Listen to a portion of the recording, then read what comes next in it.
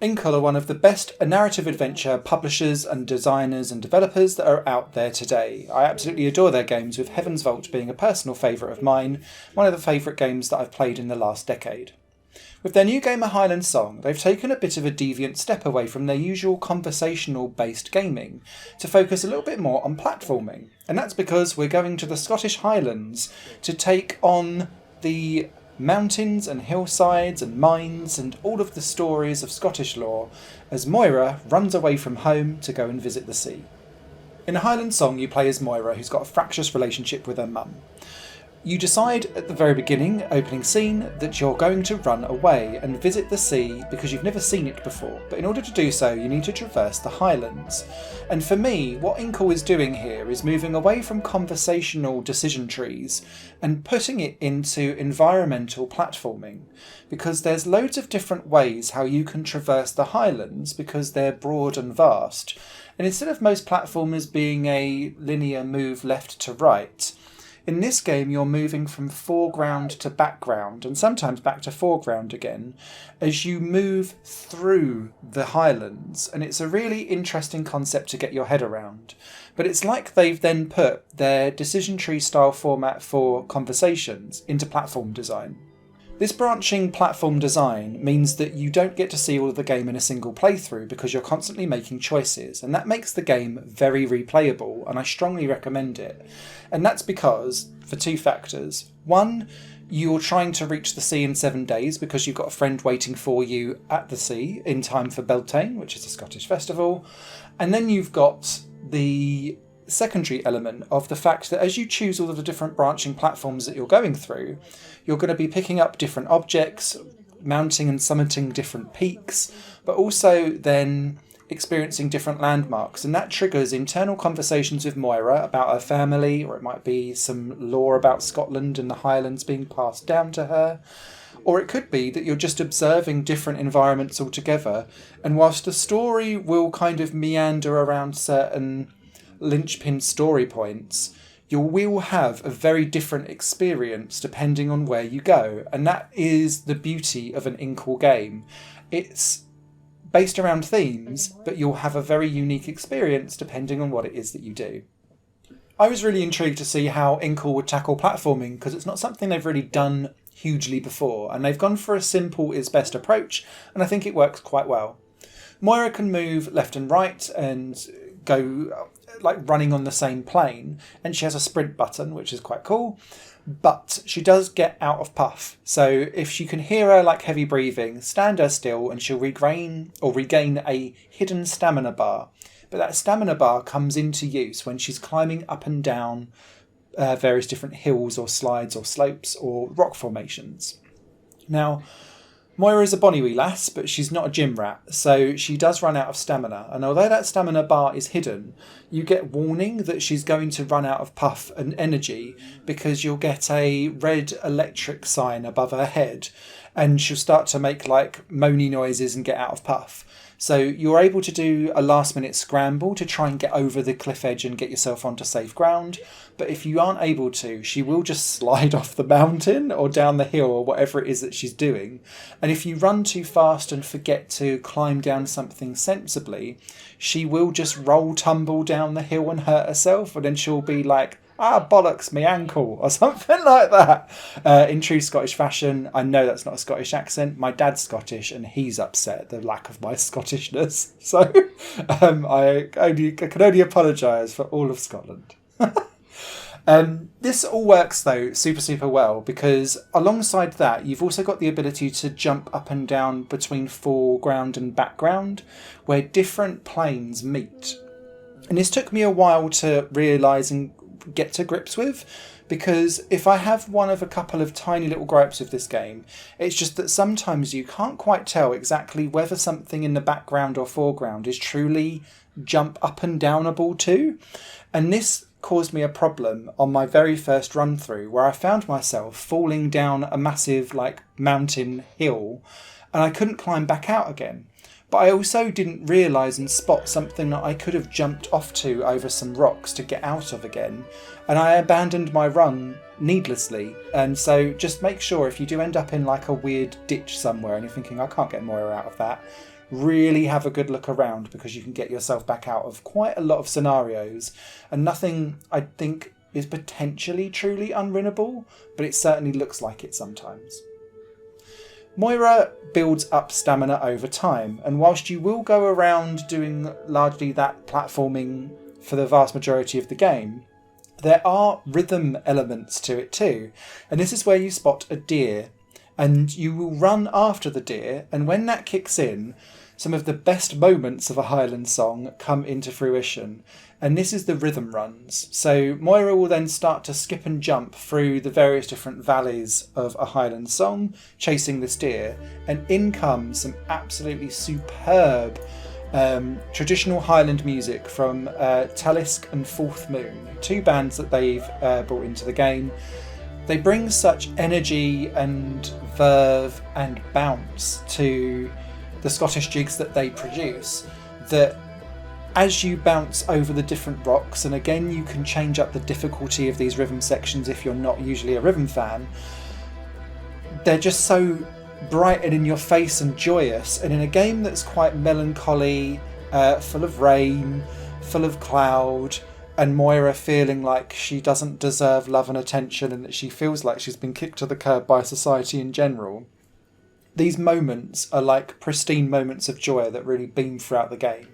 And they're quite optional as well, so you don't have to follow the deer, and you don't have to do any of these necessarily, but doing so each time makes Moira stronger, and then that means that she can tackle bigger rock formations, or maybe climb up the side of some like derelict castle or church walls and things like that, which then enables you to discover more things and discover more mythology around Scotland, maybe hear some more stories from a Mara or Pa as through like flashbacks and all of that kind of stuff. It really does open up the world, so I'd recommend going all in for chasing a deer every time you see it, even if that does sometimes lead you into a weird situation where you're thinking, uh-oh, I've now got to get back. Now this leads me on to the survival element of this game and the time element. Now, I'm largely not a proponent for games being time-bound, in that you have to rush through a narrative adventure because something's going to definitely stop at a certain period of time. In a Highland Song, you have a full 24-hour cycle with weather.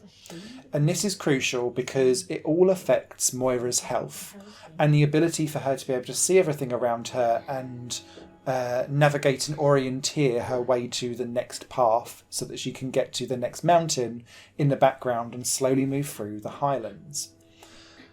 Moira doesn't want to travel at night, and indeed if she does so and she's knackered, she will lose health constantly doing so because she's too tired to continue. But also, rain will diminish her health slowly over time, and so will wind and frost to a point as well, because they're all elements of the Highlands that will cause Moira pain. They also affect her maximum health over a period of time for the next day to come round in the cycle. And this is where finding a place to shelter really plays a key role in a Highland Song. Because if she's knackered, or if you just decide to camp out in the middle of nowhere and there's no shelter, her health replenishment can sometimes be impossible, but also her max health will drop down for the next day, which gives you less wiggle room to play with if you're a bit comically stacking it around the different mountains and hills in the gameplay element. However, you can stop off in various different shelter points and find somewhere where you can replenish your health, and if it's dry and quite warm, then you can get yourself back to maximum health again for the next day quite quickly and replenish your health too. So there's this risk versus reward of sometimes it might be getting into early evening or late evening, but you found a really good shelter spot and that works really well, but then you're losing a few more day hours of progress in the game, which could mean the difference between you getting to the sea in the 7 days for Beltane or not and completing the story in time. So you have this kind of background risk versus reward for getting to the sea, but also the moment-to-moment gameplay element of trying to keep Moira as safe and as healthy as possible. You don't have to scavenge for food or any of that kind of stuff. It's literally making sure that you don't fall down loads and loads of rocks and hurt yourself, and find shelter from the weather and the elements that are out there, and that will play the biggest role in how well you do with Moira. The last element of this game that I want to talk about is the orienteering aspect. There is no map in this game, and that's on purpose because the idea is that Moira has obviously never been throughout the Highlands completely, but she's drawn loads of it from her bedroom window. And so you have fragments of Moira's drawings, and every time she reaches a peak, you can then scan the horizon, again weather dependent sometimes, to be able to see what are the next peaks further along your journey across the Highlands. And some of her drawings are quite rudimentary, so you're having to really guesstimate what something could be.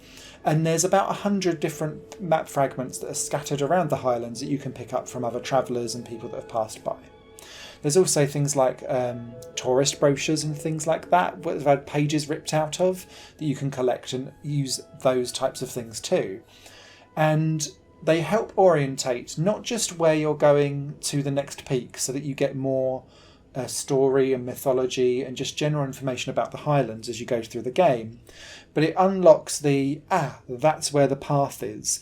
And so it makes where you need to get to make the crossing to the next bit in the background much easier to understand. And that's really where the beauty of the orienteering comes in. However, I can see some people potentially struggling with this element of the game slightly because there is absolutely no definitive map. And sometimes especially when you're going down different forking paths, sometimes you will get maps for parts of the Highlands that you've not travelled down and will not be travelling down.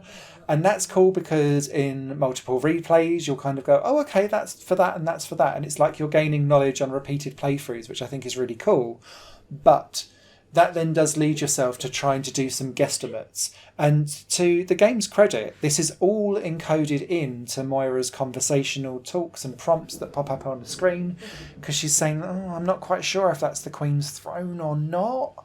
And you can kind of make some of the lore of Scotland meet and match what your decision choices are, but there's always enough of a question mark to be like, have I done that right? I'm not sure. I have absolutely loved playing a Highland Song. I think it's beautifully voiced over. The character of Moira has lots of personality and is really amiable, whilst also being a super moody teenager at the same time. And that's a very difficult balance to strike. The soundtrack, particularly when it comes to the rhythm sections, is absolutely sublime. And the fact that this game also has a rhythm calibration setting, which some rhythm games don't even have, but it really makes the Highland jig sections where you're building up your stamina with the deers super sublime. So thumbs up for me from that. The graphics, I think, in this game, as you'll have seen throughout the video, are absolutely gorgeous. I really want to pay a special shout out and attention to the way how the lighting system all works when not only is a 24-hour light cycle taking place, but weather is blowing in, because you really feel like you see the mist and the rain and the frost breeze themselves in. And if it's transitioning, say, like to sunset, or it's dusk, or it's really early morning and the sunrise is just coming up, it feels really... There's this hint of magical mysticism about it that really makes this game shine. The last thing I want to talk about is that I did run into a couple of odd bugs, and they were around me thinking that I was climbing various different things, and it was largely around a mine section. And Moira, my character, seemed to not be on the right plane, and she was running around on something behind the scenery, invisible. Now, I got stuck there because it had auto-saved, but in the settings there is the ability to see the last 5 auto-saves that the game has done and roll back to them. So that saved my bacon, and I'm assuming that there'll be patches coming out to fix some of that kind of hiding behind the scenery stuff over time. But if you do run into that problem, that's how I solved it for me. And that's happened twice during my run-throughs, so very, very rare, but it does happen, and both times I was able to get my bacon saved by rolling back an autosave. So there we have it. That's a Highland Song, an absolutely sublime game to play, super enjoyable. I will enjoy keeping on going back to this as well because of the replayability factor. So even though I've played through it a couple of different ways, there's plenty still for me to discover, and that's the real gem of an Inkle game in general. And I was worried that with this focus on platforming over storytelling as being the main proponent of a game, that might fall away, but Inkle have found a way to do it, and do it exceptionally well. A Highland Song, 2 thumbs up from me. Higher Plane Games is part of the Higher Plane Network, a completely independent media outlet supported by people like you. The goal is to create the best possible content that cultivates a richer indie scene for games as well as music and entertainment. To find out more and to get involved, visit patreon.com/higherplane-network. Your support makes all the difference, and in return you'll gain access to bonus content and downloads. Thank you for watching.